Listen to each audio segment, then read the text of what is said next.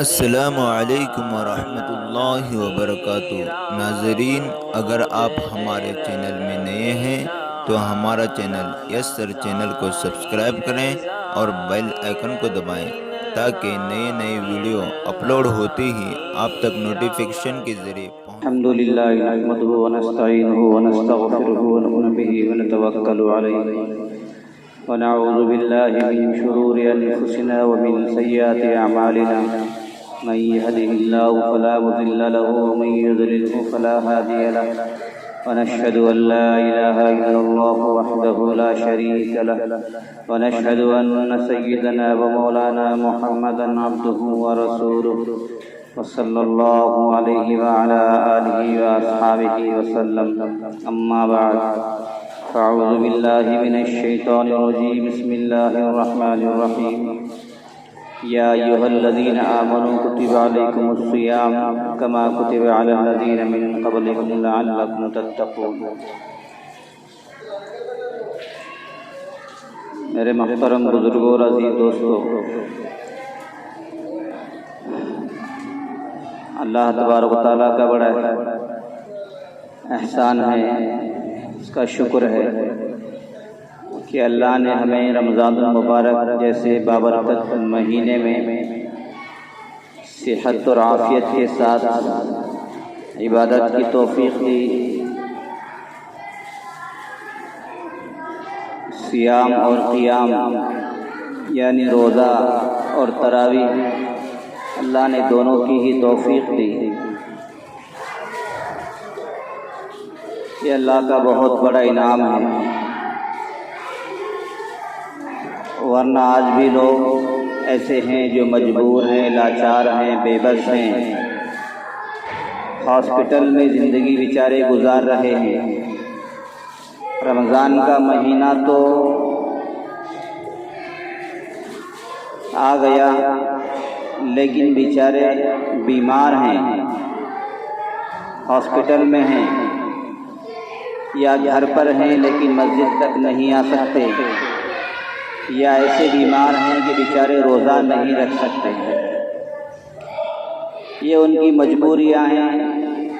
اللہ تعالیٰ نے مریضوں کے لیے کچھ رعایتیں اور رخصت بھی رکھی ہے، وہ رخصت ان کے لیے کام آئے گی، لیکن اللہ کا شکر یہ ہے کہ اللہ نے ہمیں ہر طرح سے تندرست و توانا رکھا اور دوسری چیزوں سے بے فکر رکھا اور اپنی عبادت کے لیے ہمیں قبول کیا۔ یہ اللہ کا بہت بڑا احسان ہے، اس لیے کہ اللہ کے نبی اس ماہ تک پہنچنے کے لیے، اس کی عبادت تک پہنچنے کے لیے 2 مہینے سے دعا کیا کرتے تھے،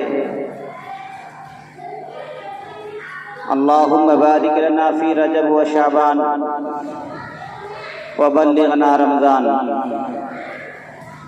رجب کے مہینے سے ہی اللہ کے نبی خوب دعائیں کر رہے ہیں، اے اللہ رجب کے مہینے میں برکت دے، شعبان کے مہینے میں برکت دے، اور کسی طرح سے رمضان تک ہم کو پہنچا دے۔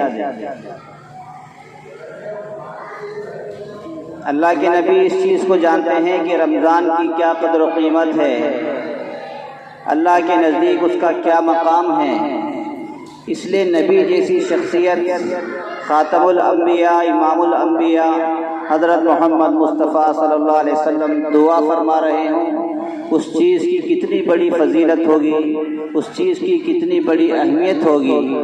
اسی لیے تو اللہ کے نبی 2 مہینے پہلے سے تیاریاں کر رہے ہیں۔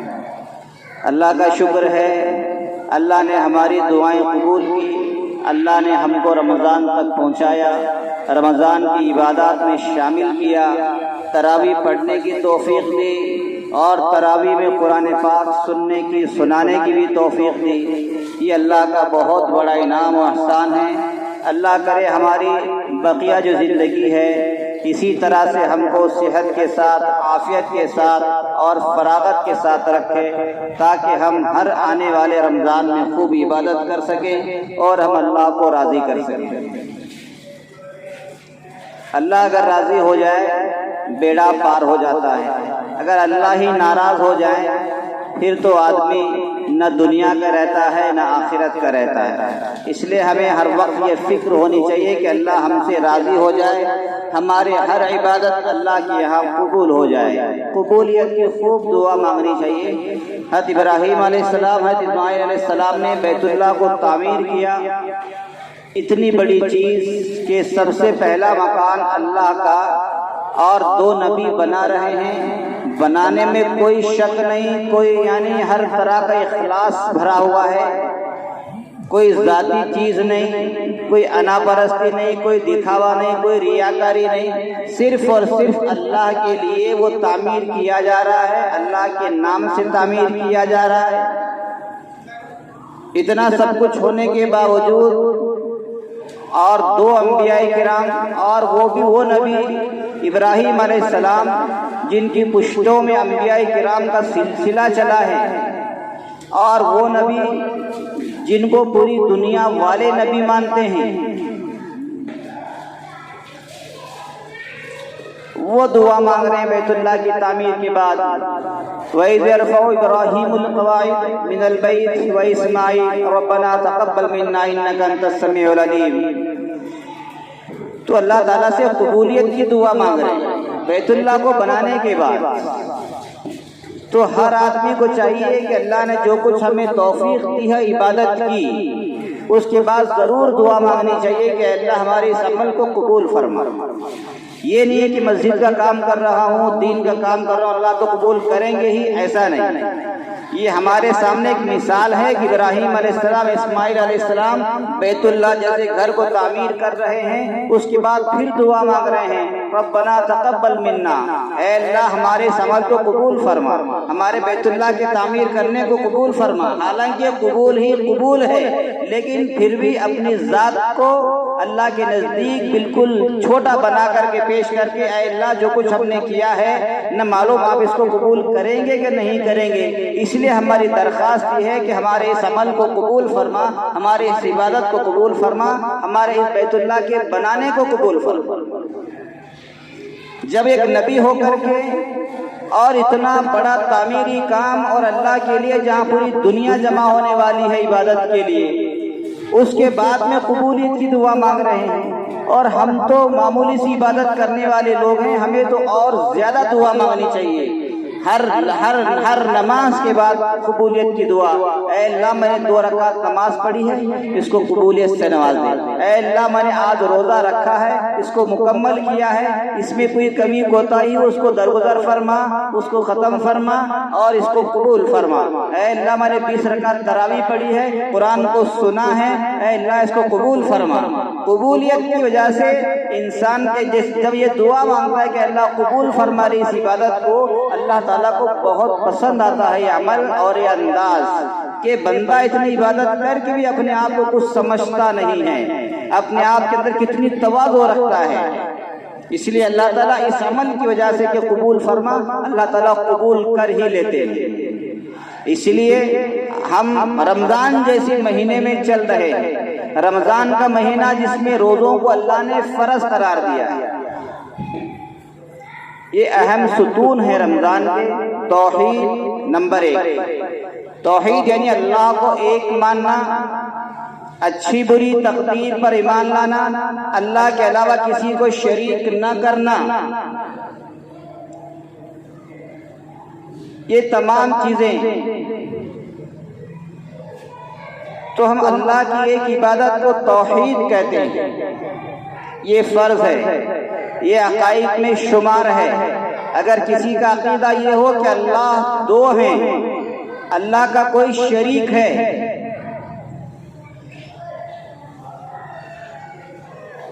وہ مومن نہیں ہو سکتا، وہ کافر رہے گا۔ ہمارا ایمان کیا ہے؟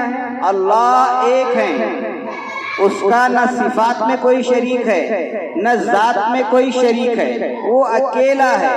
قل هو اللہ احد اللہ الصمد، بے نیاز ہے، لم یلد، نہ اس کے کوئی اولاد ہے نہ اس کے کوئی ماں باپ ہیں، ولم یولد ولم یکن لہ کفوا احد، اس کے برابر کا کوئی نہیں، اس کے جیسا کوئی نہیں۔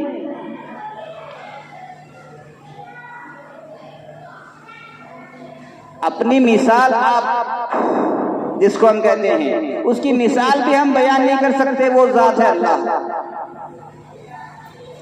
اسے کہتے ہیں ایمان، اسے کہتے ہیں توحید۔ اس کے بعد نماز، یہ بھی فرض ہے۔ اس کے بعد روزہ، یہ بھی فرض ہے۔ یہ وہ چیزیں ہیں کل قیامت کے روز پوچھوں گی۔ اگر ہم اللہ پر ایمان نہیں لائے، اللہ پوچھیں گے کہ تو نے میرا کسی کو شریک کیا تھا، مجھے خدا مانا تھا، اللہ مانا تھا، پھر غیر کی پوجا کیا کرتا تھا۔ یہ شرک ہو جائے گا، یہ کفر ہو جائے گا، اللہ اس ایمان کو قبول نہیں کرے گا۔ پھر پوچھیں گے نماز پڑھی تھی 5 وقت میں نے فرض کی تھی؟ نہیں اللہ میں نے 4 وقت کی پڑھی تھی، 3 وقت کی پڑھی تھی۔ پوچھو گی 1 وقت کی کیوں چھوڑی، 2 وقت کی کیوں نماز چھوڑی، نماز کیوں قضا کی؟ اس لیے کہ نماز کو میں نے فرض کیا تھا۔ جو چیز فرض ہے وہ قرض ہے، اس کو ادا کرنا ہی ادا کرنا ہے، وہ کبھی چھوٹ نہیں سکتی، اس کو پڑھنا ہی پڑھنا ہے۔ اس کے بعد روزہ ہے۔ 1 مہینے کے روزے اللہ نے فرض کیے تو پورے مہینے کے روزے رکھنا فرض ہے، بالغ کے لیے، مرد کے لیے، عورت کے لیے، مقیم کے لیے، صحت اور تندرست جو کسی قسم کا کوئی مجبور نہیں ہے، اتنا بیمار نہیں ہے کہ شریعت نے اس کو اجازت دے دی، اس کے لیے اجازت ہے۔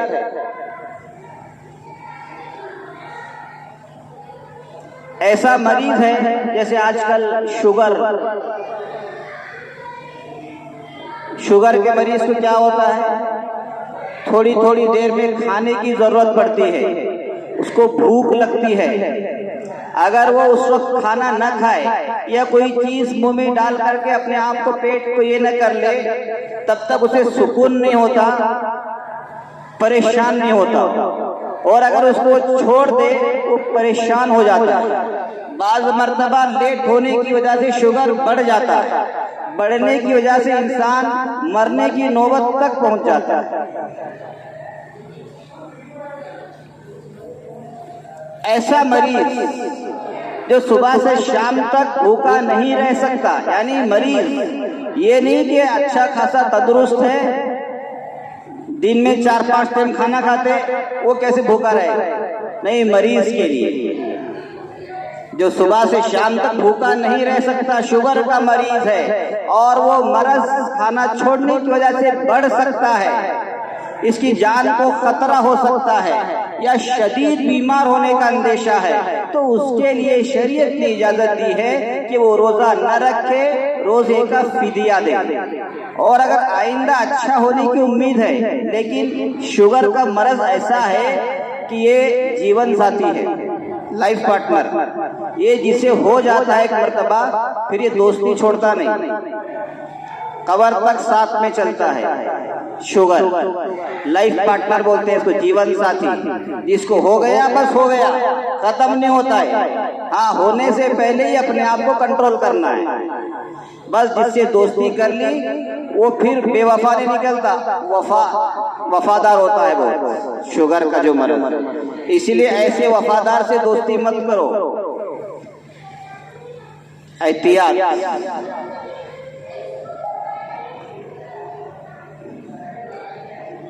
بعض ماہرین نے لکھا ہے کہ زیادہ کھانے کی وجہ سے بھی شوگر ہوتا ہے، یہ نہیں کہ میٹھا کھانے سے ہوتا ہے۔ لوگ سمجھتے ہیں کہ میٹھا کھانے سے ہوتا ہے، ہوتا ہوگا، اس سے بھی ایک وجہ وہ بھی ہوگی، لیکن ایک وجہ ہے زیادہ کھانے کی وجہ سے بھی شوگر ہو جاتا ہے۔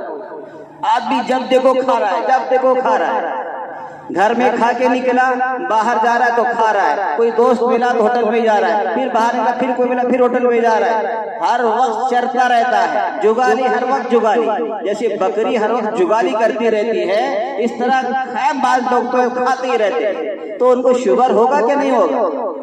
ظاہر سی بات ہے، اگر 1-2 گھنٹے بیچ میں گیپ ہو جائے پریشان ہو جائے۔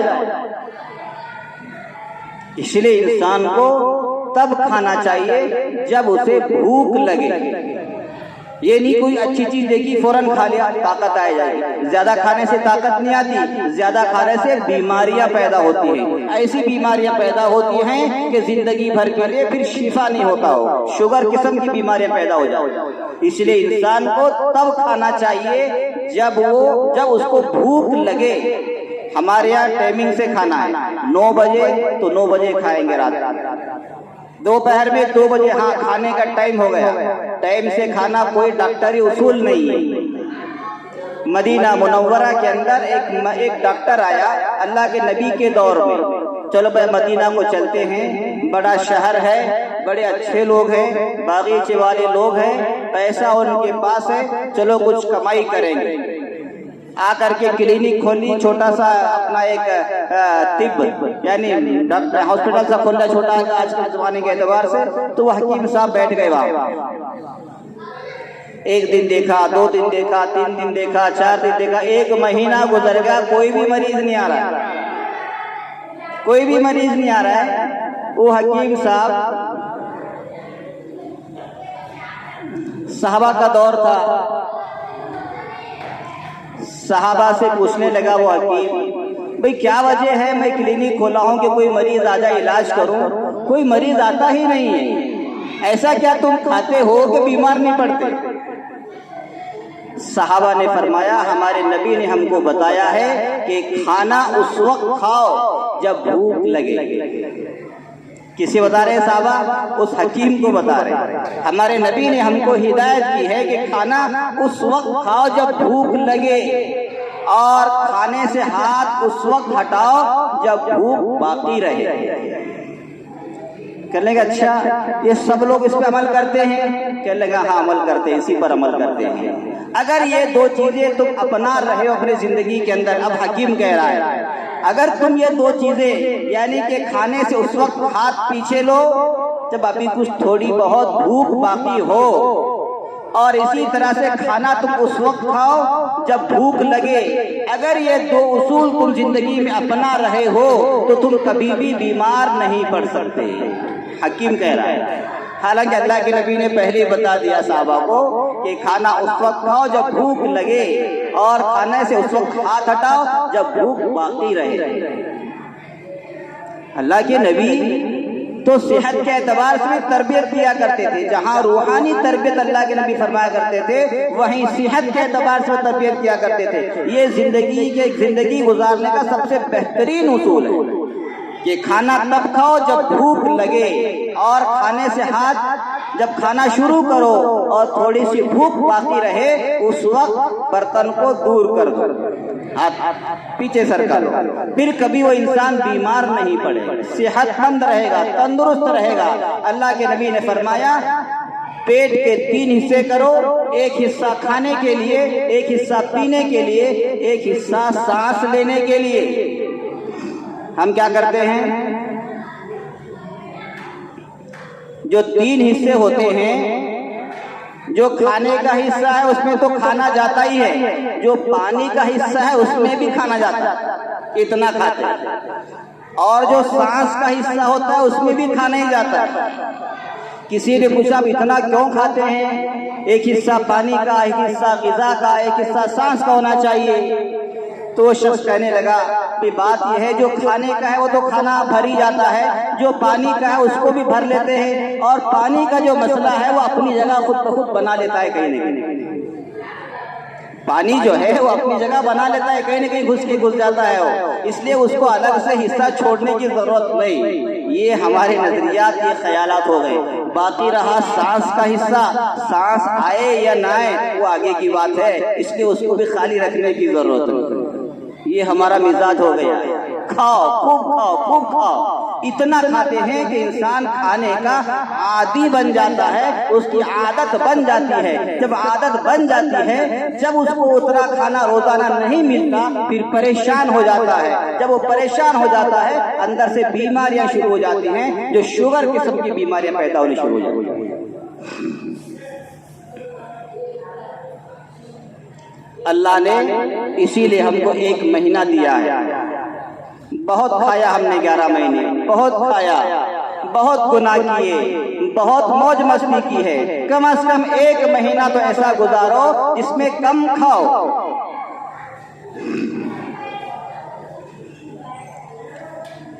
آج غیر مسلم بھی روزہ رکھ رہے ہیں۔ کل ہی اخبار میں نے پڑھا کہ ایک منتری ہے بہار کی، اس نے اعلان کیا کہ میں رمضان کے پورے روزے رکھوں گی۔ منتری کی بیٹی ہے، ہندو ہے، غیر مسلم ہے، انہیں پتا ہے کہ روزے میں اللہ نے کتنی طاقت رکھی ہے، اللہ نے کتنی قوت رکھی ہے، کتنی روحانیت رکھی ہے۔ اسی لیے اللہ نے جیسے پچھلی امتوں پر روزوں کو فرض کیا تھا، اسی طرح سے اللہ تعالیٰ نے اس امت پر بھی روزے کو فرض کیا۔ کتب علیکم الصیام کما کتب علی الذین من قبلکم لعلکم تتقون۔ تم گھبراؤ مت کہ روزہ کیسے رکھیں گے، تم سی پہلی امتوں پر بھی میں نے روزوں کو فرض کیا ہے، یہ کوئی نئی چیز نہیں ہے۔ حالانکہ پہلے امتوں پر 24 گھنٹے کا روزہ ہوا کرتا تھا۔ کتنے گھنٹے کا؟ 24 گھنٹے کا۔ اب 12 گھنٹے کا، 13 گھنٹے کا، 14 گھنٹے کا ہو جائے ہم پریشان ہو جاتے ہیں۔ پہلی امتوں پر 24 گھنٹے کا روزہ، یعنی سحری نہیں ہوا کرتی تھی، صرف افطاری ہوا کرتی تھی، صرف افطاری کا کھانا افطاری ہوا کرتی تھی۔ وہی سحری بھی سمجھو، وہی افطاری بھی سمجھو۔ افطاری ہو گئے پھر روزہ شروع فوراً، پھر 24 گھنٹے کے بعد بیوی سے بھی نہیں مل سکتے تھے، اس لیے کہ جب 24 گھنٹے کا روزہ ہو گیا تو وہاں موقع ہی کہاں ملے گا۔ یہ تو اللہ کا شکر ہے کہ اللہ نے اس امت پر بہت بڑا احسان کیا ہے کہ 24 میں سے آدھا یعنی 12 گھنٹے کو روزہ فرض قرار دیا ہے۔ پھر بھی ہم لوگ روزے کو نہیں رکھتے، پھر بھی بہانے بناتے ہیں، اس سے روزہ رکھا نہیں جاتا، حالانکہ ہٹا کھٹا جوان ہے۔ ہوٹلوں میں کھاتے پھرتے ہیں مسلمان، غیر مسلم دیکھ کر کے ہنستے ہیں کہ یہ مسلمان کیسا مسلمان ہے کہ رمضان کے مہینے میں بھی ہوٹلوں میں بیٹھ کر کے کھا رہا ہے، اور ہمیں شرم تک نہیں آتی۔ نوجوان ہے، نوجوان۔ اللہ نے اس روزے کو فرض کیا، یہ ضروری ہے، یہ قرض ہے۔ اگر روزہ نہیں رکھیں گے پھر بعد میں پھر رکھنا پڑے گا، یہ ہمارے ذمے سے ساقط نہیں ہوگا جب تک ہم روزے کو رکھیں گے نہیں۔ اتنی اہمیت روزے کی اللہ نے اسی لیے 11 مہینے کے بعد 12واں مہینہ رمضان کا رکھا ہے، تاکہ ایک رمضان کے پورے رمضان کے مہینے روزے رکھیں گے تو فرض ثابت ہو جائے گا، اور اللہ تعالیٰ اس کے ذریعے سے امت مسلمہ کے اندر قوت، جسمانی قوت اور روحانی قوت، دونوں ہی قوت لانا چاہتے ہیں۔ اور ہم یہ سمجھتے ہیں کہ روزہ رکھنے کے بعد آدمی کمزور ہو جاتا ہے، بیمار ہو جاتا ہے، پریشان ہو جاتا ہے، ایسا نہیں ہے۔ روزہ رکھنے کے بعد اللہ تعالیٰ قوت دیتے ہیں۔ آپ اندازہ لگائیں، جب آدمی روزہ رکھتا ہے وہ عبادت بھی زیادہ کرتا ہے، اور دنوں کے مقابلے میں جب آدمی پھل کھا لیتا ہے، پیٹ بھر کے کھا لیتا ہے تو اسے نشہ سوار ہو جاتا ہے۔ کھانے کے اندر نشہ ہوتا ہے، نشے کی چیزوں میں نشہ نہیں ہوتا، جو چیزیں ہم کھاتے ہیں اس میں بھی نشہ ہوتا ہے۔ یہ آپ گیہوں کی روٹی کھائیں، اس میں پھل نشہ، جوار کے مقابلے میں، جواری روٹی کے مقابلے میں گیہوں کی روٹی میں یعنی چپاتی میں نشہ رکھا ہے، طاقت ہے اس کے اندر، قوت ہے، اس لیے نشہ آ جاتا ہے۔ اس طرح کی بہت سی چیزیں ہم کھاتے ہیں، جب کھانے کے بعد میں انسان پر نشہ آ جاتا ہے، نشے کی وجہ سے سستی ہو جاتی ہے، سستی ہونے کی وجہ سے آدمی کاہل ہو جاتا ہے، پھر سونے کے لیے بستر تلاش کرتا ہے۔ اسی لیے فرض نماز پڑھنا بھی اس کے لیے مشکل ہو جاتا ہے۔ اور رمضان کے دنوں میں دیکھو ماشاءاللہ، فرض نماز سے پہلے کی جو سنتیں ہوتے ہیں وہ بھی پڑھتے ہیں، فرض نماز بھی پڑھتے ہیں، بعد کی سنت بھی پڑھتے ہیں، بعد کی نفل بھی پڑھتے ہیں۔ یہ اس کھانے یعنی بھوکا رہنے کا اثر ہے، یہ اس کے روزہ رکھنے کا اثر ہے۔ اللہ تعالیٰ روزے کی وجہ سے قوت دیتے ہیں۔ اس لیے ہمیشہ یاد رکھیں، اللہ نے ہم پر روزے کو فرض قرار دیا ہے تو اس کو ادا کرنا ہی کرنا ہے، دل چاہے یا نہ چاہے۔ ہاں جو مریض ہے، شوگر وغیرہ کے جو مریض ہیں ان کے لیے گنجائش نکل سکتی ہے، لیکن باقی لوگوں کے لیے کسی قسم کا کوئی، کیا اگر ڈاکٹر ہی بتا رہا کہ اس کے لیے روزہ نقصان دے سکتا ہے، ڈاکٹر، مسلمان ڈاکٹر، ہمیشہ یاد رکھیں ڈاکٹر کا مطلب ہوتا ہے مسلمان ڈاکٹر سے مشورہ کرنا ہے، اس لیے کہ وہ شریعت کے مسائل کو کچھ نہ کچھ سمجھتا ہے۔ غیر مسلم تو اپنے اعتبار سے بتائے گا، لیکن مسلم ڈاکٹر طبی اعتبار سے بھی اور شریعت کے اعتبار سے کچھ نہ کچھ علم ہوتا ہے، اس کو وہ صحیح رائے دے گا، صحیح مشورہ دے گا۔ اسی لیے مسائل کے اندر مسلم ڈاکٹر کا اعتبار ہوتا ہے، اس لیے اس کی رائے پر عمل کریں، اپنی رائے سے کوئی عمل نہ کریں۔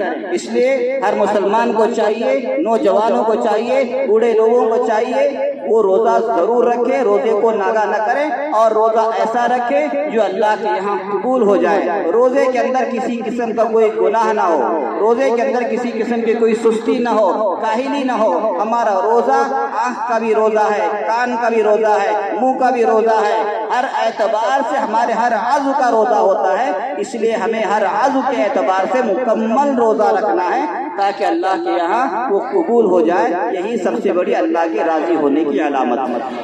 اللہ ہم سب کو خوب عمل کرنے کی توفیق نصیب فرمائے، پورے رمضان کے روزے رکھنے کی، تراویح پڑھنے کی، قرآن سننے کی، پڑھنے کی، سنانے کی خوب توفیق نصیب فرمائے۔ سبحان اللہ و بحمدہ، سبحان اللہ العظیم۔